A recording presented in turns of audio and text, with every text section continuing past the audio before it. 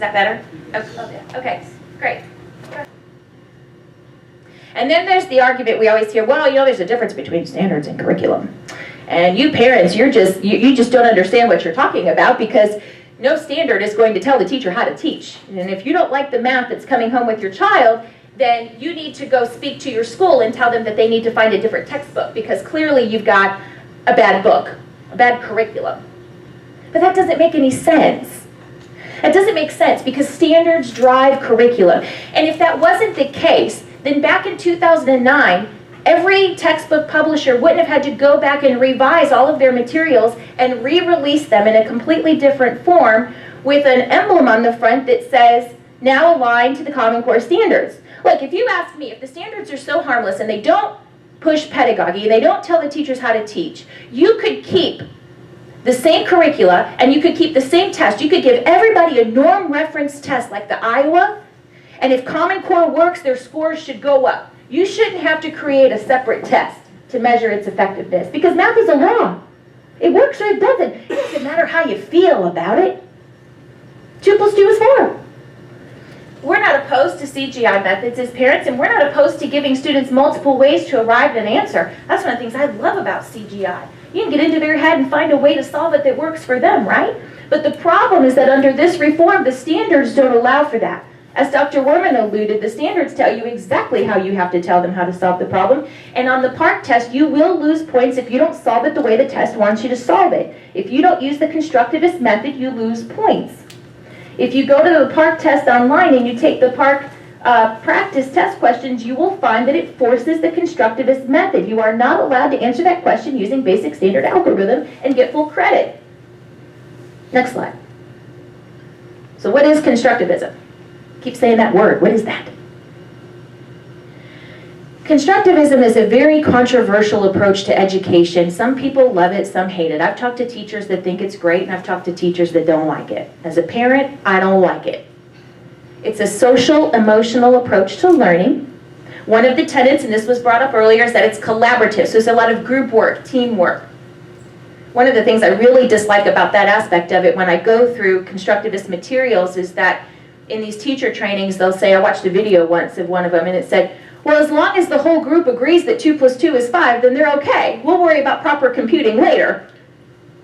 Because they used the proper method, and they were able to argue their answer. No, math is a law. Doesn't matter how you feel about it. To me, that's a slippery slope about constructivism that scares me to death. Constructivism is based on abstract thought.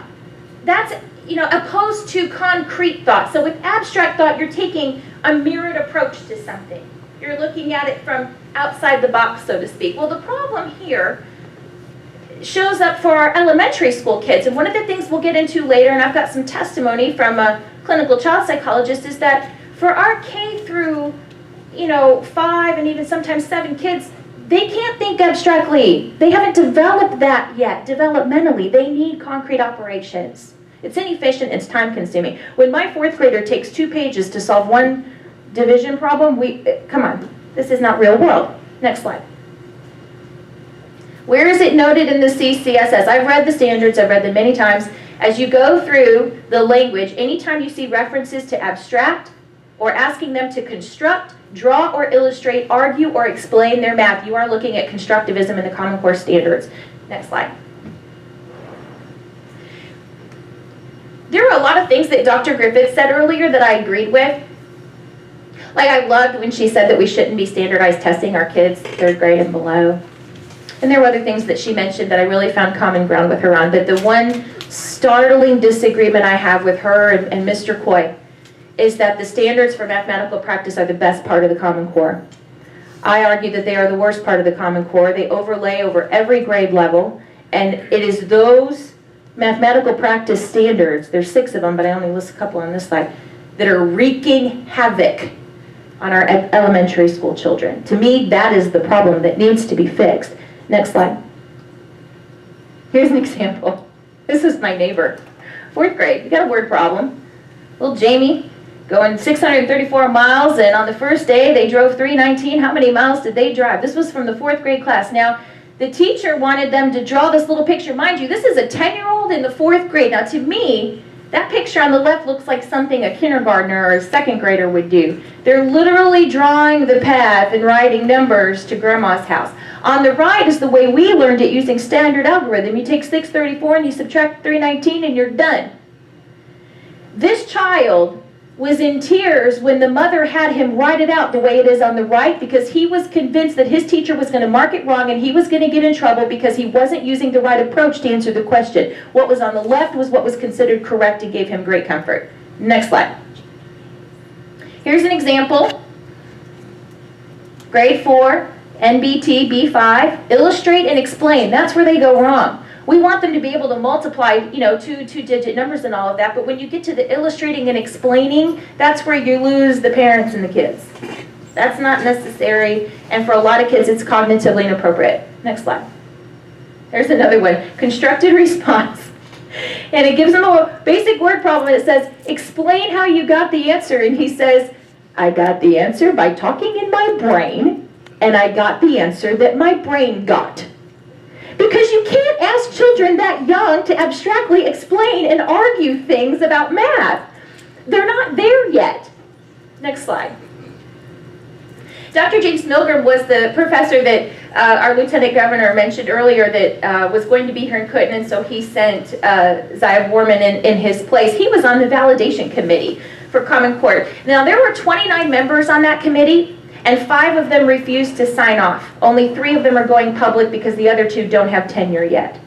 But 5 people out of 29 refusing to sign off on these standards is significant, and that's something that should be part of the public discourse. In any case, he's a NASA Advisory Council guy. He's an emeritus professor out of Stanford. He's a mathematician, not just a math expert.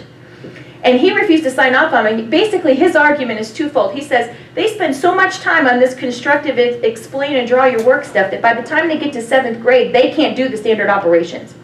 And by the time they get to 7th grade, they are officially 1 to 2 years behind everybody else around the world. And he doesn't like the transformational geometry. And Dr. Warman is your expert on transformational geometry. You want to know more about that, pick his brain. Transformational geometry is a form of constructivist geometry. We learned Euclidean. Okay. Failed practice around the world. They tried at a gifted school in Moscow and it failed. The gifted kids in Moscow couldn't do it, and we're pushing it all the way down to our kindergartners here with Common Core. Failed approach. Demonstrated, researched, documented. Yet we're calling this rigorous college ready. And we're going to beat the pants off of China and Japan even though they're not doing this. Next slide.